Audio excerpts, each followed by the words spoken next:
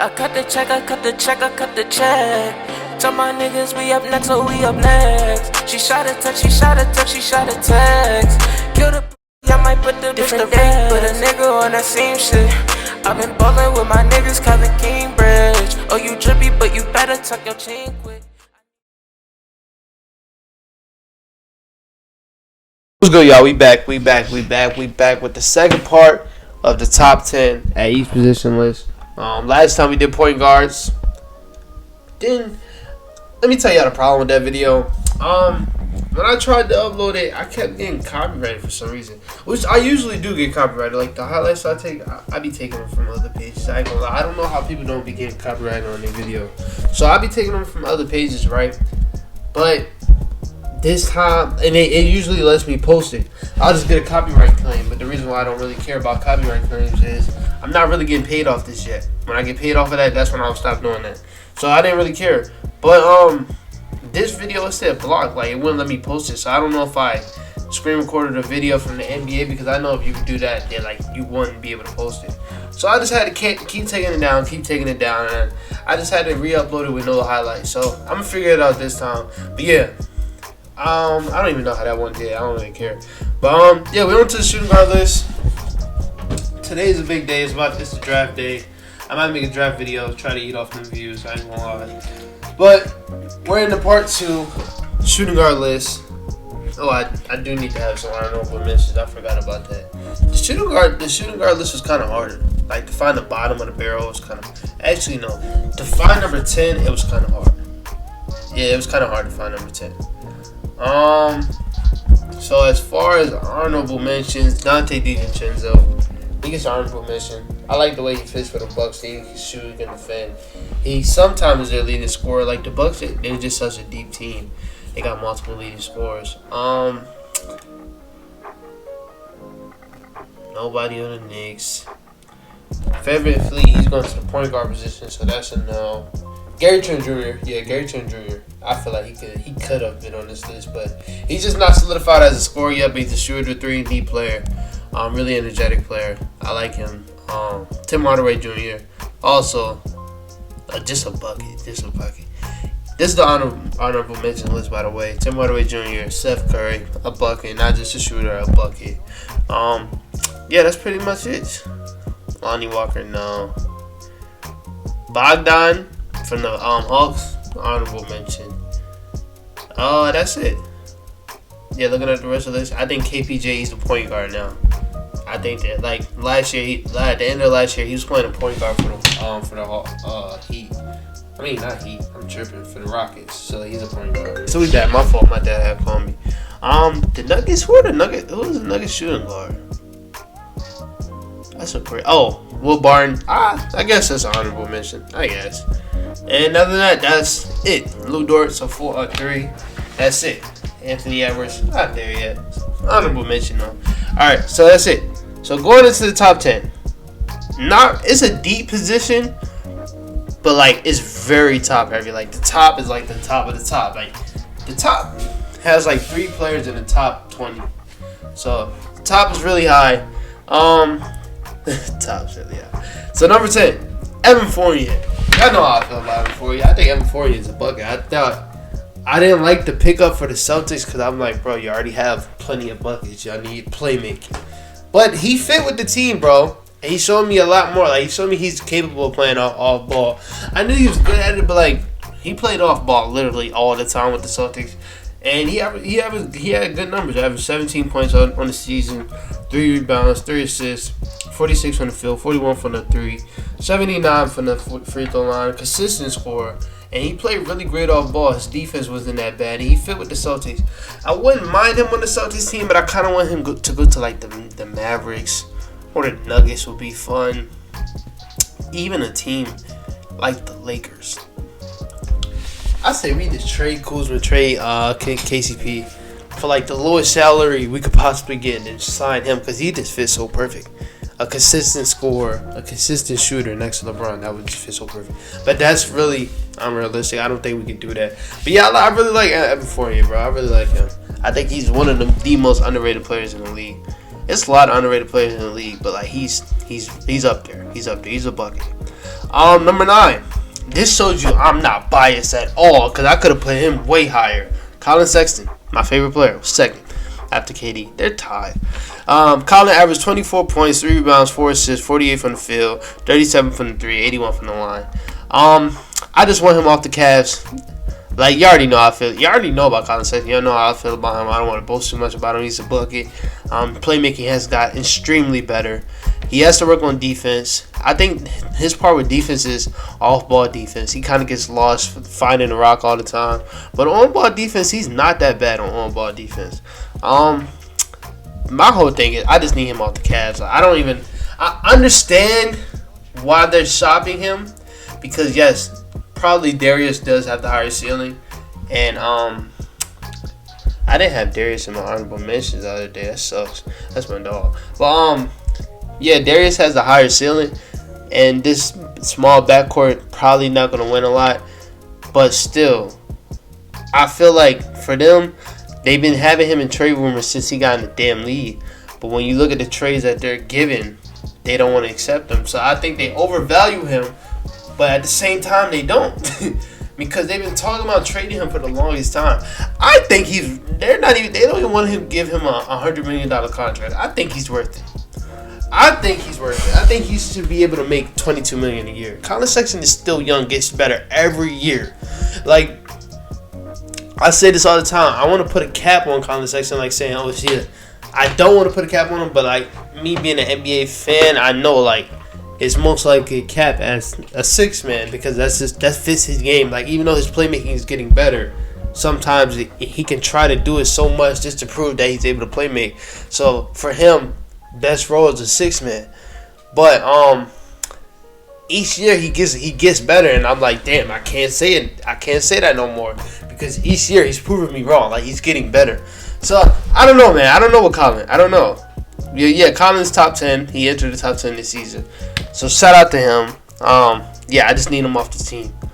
The Thunder just came out yesterday saying they like a Shea and Colin Sexton backcourt. I love that backcourt. I love it. So make it happen, please. Number 8, one of my favorite players, another underrated player, Caris LeVert, bro. Nah, I hope they trade Malcolm Brogdon and move Caris LeVert to the 1 because I feel like that fits his game way better. Caris LeVert is a crafty playmaker. He's just so much better on ball than off ball that I would like him as a 1. A great scorer, average 20 points, 4 rebounds, 5 assists, 44 from the field, 32 from the 3, which is kind of bad. 81 from the line, and 5 assists. That's the one that jumps out with me because you're also playing with another ball dominant point guard, Malcolm Brogdon. What I'm saying ball dominant is he's a really good playmaker, so he needs the ball, of course. And I think Malcolm Brogdon averaged like 7 assists, so for him to be averaging 5 assists, like, I really feel like Caris LeVert could play the 1. I like his game, bro. His game is really well-rounded. And then it gives me like a New York Park vibe, bro. Like, his game is really well-rounded. And when it comes to clutch, he's really good in the clutch. He showed that a lot this season. And I'm happy that he got over that whole cancer thing that he had when he got traded. I'm happy he got over that and just had a good rest of the season. Pacers are in a hard spot, bro. Like, you don't know if you should just go straight into the rebuild.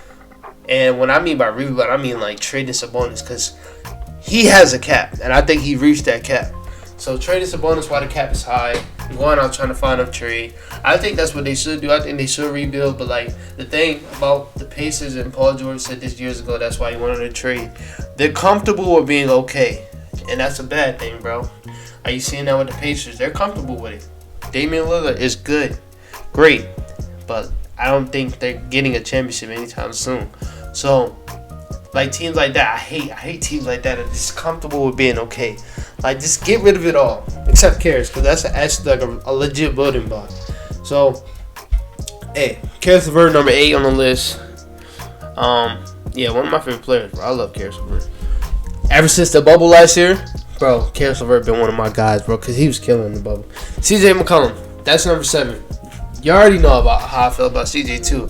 I told y'all this like around when I first started my podcast. CJ is one of the top 5 ISO players in the league, bro. Far as like the way he creates his shots, crazy, bro. It looks like the defender is a cone. He's just working you out. Just twing, step back, twing, behind the back. Like, that's just how he is. So crafty with the ball, crafty scorer. He actually got better off ball this season, which I like. But the thing is, like I just said with Carrots, like I just said with the Pacers is, or no, I'm tripping. Like I just said with Colin, he needs a new team. Like this whole small backcourt thing is just not gonna work. Him and Dame not gonna work. He needs a new team. Yeah, his role's pretty much big. Is big with this team, but like I think he just needs a new team for himself. Like I think it's a lot more to CJ McCollum than we're seeing. Like how he started off this season, bro. Averaged like 29 points. He was up for sure All-Star. Then he got hurt. Like I think we can get that consistently on a new team. So I think Portland should just try to find a way to trade everybody, bro. What I mean by everybody, Yusuf Nurkic, Dame, Robert Covington, even Derrick Jones Jr., CJ. Like just trade all the people that's gonna give you value. Start the rebuild now. But yeah, CJ McCollum. Crafty scorer, crafty ball handler, really good off ball. Defense kind of lacking. That's why he's not so high. Playmaking definitely lacking. Even though he averaged 4.7 assists today, I went over his numbers. Yeah, 23, 3 rebounds, 4.7, 46 from the field, 40 from the 3, 81 from the line. You're gonna see that a lot. A lot of these players shot 81 from the line, but yeah, I just think his playmaking needs to get better for him to be higher. And then when you look at who's above him, he really can't get higher. So going into 6, you might think this is low. This what I mean by this top half of this position is just so heavy. Bradley Beal is the 6th best shooting guard in the league, averaging 31 points, 4.7 rebounds, 4.4 assists, 49 from the field, 35 from the 3, and 88 from the free throw line. I got to say, one of the best scorers in the league, bro. 31 points. Almost was scoring champion. Steph Curry kind of took that at the end of the year. The thing I liked about it this season is he was very consistent. Bradley Beal's always been a decent scorer. He's just been somewhat inconsistent. But this year, like I just said, 49 from the field is really consistent. 35, that's league average from the 3. He can shoot way better than that. But yeah, he had a really good season. Playmaking wasn't that bad. 4.4 assists wasn't that bad. I just think the next best thing for him is a new team. He's got one more game, bro. I'm pretty sure Bradley Beal was on a better team. He would be higher. That's plain and simple. He would be higher. The Wizards, AFC, and if he stays there, they're probably going to make the AFC again. Probably not, bro. The NBA is getting better, so they're probably not. But yeah, he needs a new team for him to be higher. But for Bradley Beal to be 6 sounds crazy, but it's just the fact. 5. This also sounds crazy, but like I just said, it's the top dominant position. Donovan Mitchell, one of the best playoff performers we have in the league this season.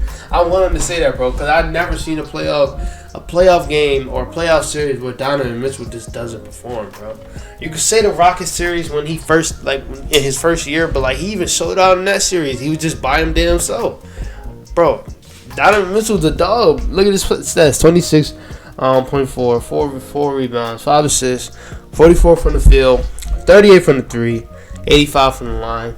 The thing that jumps out to me is that 5 assists, man. That's the thing that I feel like Donovan Mitchell always needed to add. Just be a better playmaker, and he's doing it. And the thing I love about it is he's so small. But the passes that he be seeing sometimes, I'll be like, I don't think he's going to be able to make those passes. Like the cross-court passes or the passes over somebody else. That's because he's so small. I just never thought he'll be able to make those passes. But he's able to make those passes now. He averages 5.2 assists. Really dominant in the playoffs. He's seen Kawhi, he's seen PG, he didn't give a damn. He's pulling up in their face, dropping 40 on them. He did it. I think he dropped 40 twice in that series. I'm going to be honest, I don't even remember who they played the first series. Who the fuck did they play? What did they play?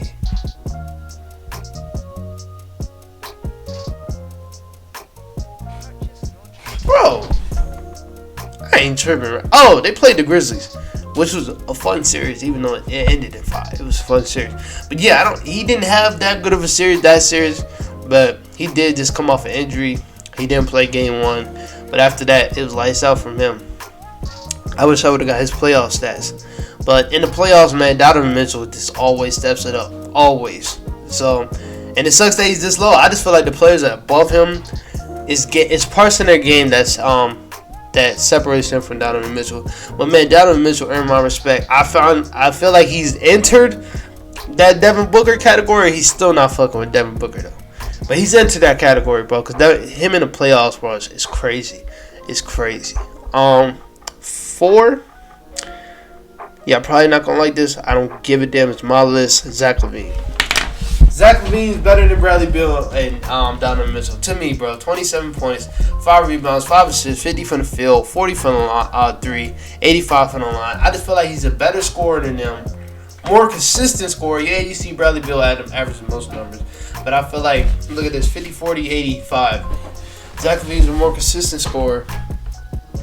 The thing I love about it is his playmaking is getting a lot better.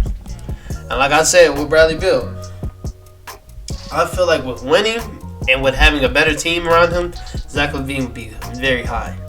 I love Zach LaVine. Like, bro, I love his finishing ability. I love his 3. He's a 3-level scorer. The one thing I want him to add to his game so bad is a post game. But 3-level scorer, I love his handles. And he can just fit in any system, bro. He can play off ball, on ball. And I think I like him and Vucevic together. I don't know the ceiling to that, but I like them together. Hopefully they can get a point guard like Lonzo. A Dennis Schroeder point guard wouldn't be bad. A Dennis Schroeder type point guard wouldn't be bad. But if they were gonna bring him in for $100 million, just don't even think about it. Don't. Just run Kobe White at the one again. Just let it happen again. Next year, go draft. Who's the point guard? Caleb Love or something. Kennedy Chandler or something. Go draft one of them, bro. Don't spend $100 million on Dennis Schroeder. You can try to go get Kyle Lowry. See if Kyle Lowry can do what CP3 just did with the Suns to a certain extent, because they're not going to make the finals, but to a certain extent. But yeah, Zach LaVine, 4, right? Yeah, top 5 point guard, number 4. Number 3, Kyrie Irving.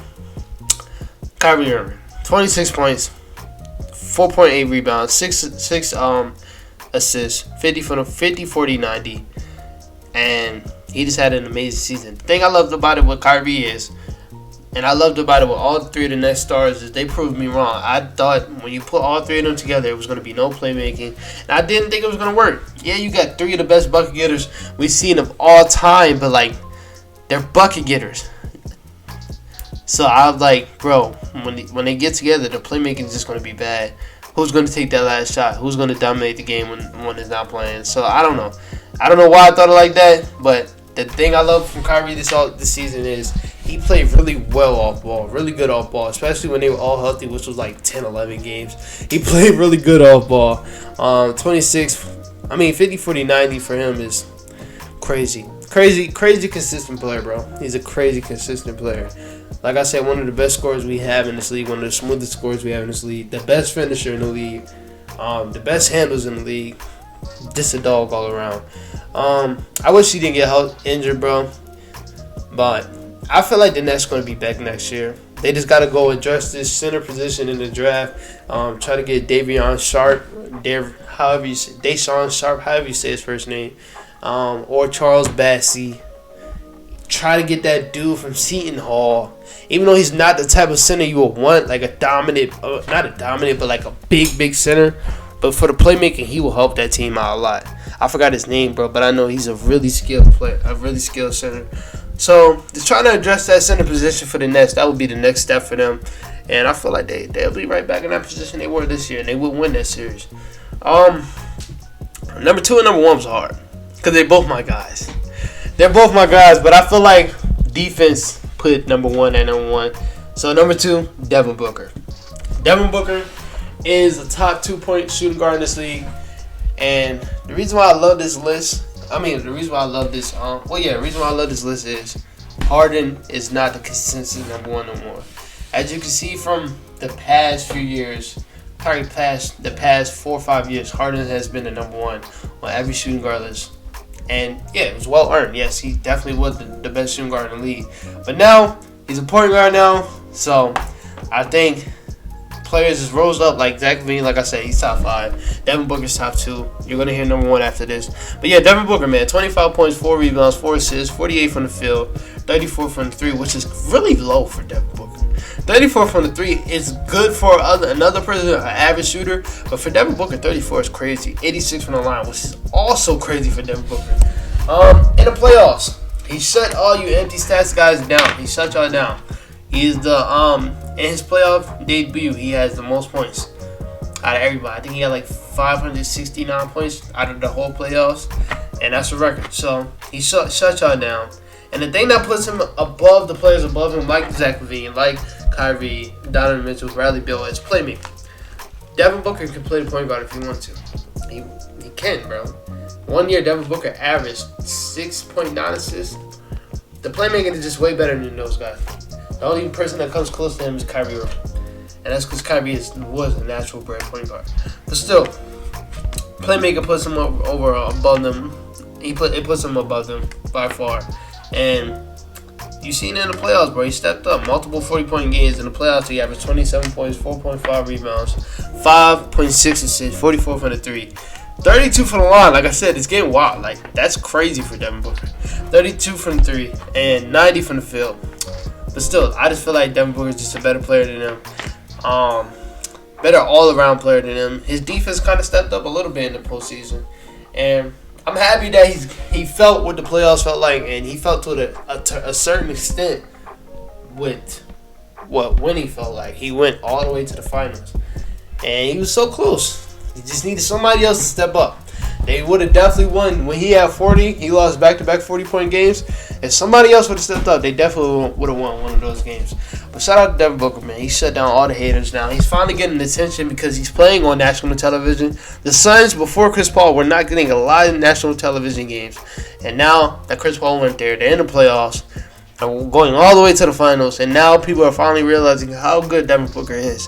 When I come out with my top 50 players list, Devin Booker is going to be over a lot of people. And I got explanations for all those people. Y'all going to call me crazy. I don't give a damn. I don't care. Devin Booker is that guy, bro. I think he's only like 25, 26 too. So he's not even touching the surface. Like Giannis, bro. He has all that shit right now on his resume. He's not even in his prime yet. That's the crazy part. Number 1, Paul George. Paul George is the best shooting guard in the league. Now, this was hard, bro, because when I look at Basketball Reference, it had Paul George as a small forward. But, like, Paul George, the Clippers lineup was Reggie Jackson, Paul George, Kawhi, Nicholas Batum. And then he was either Zubac or Ibaka. That was their lineup. So, I don't know. Their lineup was kind of confusing because it was kind of interchangeable. Like, they did have Reggie Jackson, Pat Bev, Paul George, and then, like, Batum and then Zubac. But, like, their official lineup was Reggie Jackson. it was actually Pat Bev, Paul George, Kawhi, Batum, Ibaka. So, yeah. Paul George, best shooting guard in the league, man. He showed it in the playoffs, 26 points in the playoffs, 5.4 rebounds, 5.4 assists, 9.6 rebounds, 84 from the field, 44 from the line, and 84 from the free throw line. Why did I write that like that? 84 from the free throw line, 44 from the field, and 33 from the 3. Paul George just showed that he's one of the best players in the world this playoffs, bro. He shut all them playoff piece shit down. He shut that down finally. Even though still when he was going off, not a lot of people that was calling him playoff P was giving him a lot of credit. And I got the receipts too. But still, he shut all that shit down, bro. He went into Utah without their best player, beat them, and then came back home, beat them again, and then stole a game in Phoenix, dropped 40, going back to back with Devin Booker. That game was so fun for Devin Booker and Paul George fans. That game was so fun, bro. It was going back to back. It was going at each other, man. Paul George showed his ass this playoffs, man. I'm so happy for him. Kind of wish he would have got to the finals, and I kind of wish Kawhi was healthy. I will say if Kawhi was healthy, they would have won the whole thing, but Giannis was just on some otherworldly shit that I don't even know if that's a true statement. But yeah, shout out to Paul George, man. Still one of the best 3-and-D defenders in this league. 3-and-D players in this league. And yeah, it's only up for him, man.